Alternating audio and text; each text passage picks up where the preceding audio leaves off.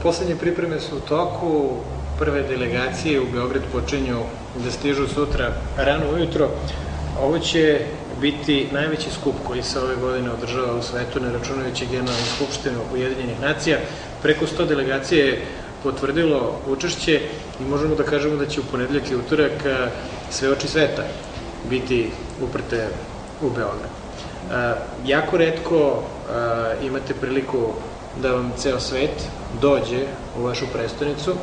To je izvanredna šansa da ojačate bilateralne odnose sa svim tim zemljama, ne samo političke, već i ekonomske. A činjenica da je preko 100 delegacije potvrdilo svoje učešće na najvišem nivou u Beogradu pokazuje kakav danas ugled Srbija ima u međunarodnoj areni. Uprkos svim problemima sa kojima se suočavamo, uprkos svim nerešenim pitanjima koje se trudimo da rešimo koristeći diplomatska sredstva, Srbija ima ime i ugled u svetu.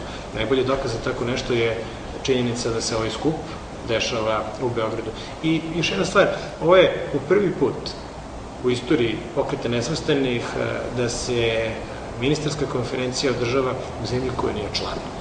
Srbija je posmatrač u Pokretu nesvrstanih, mi to svoje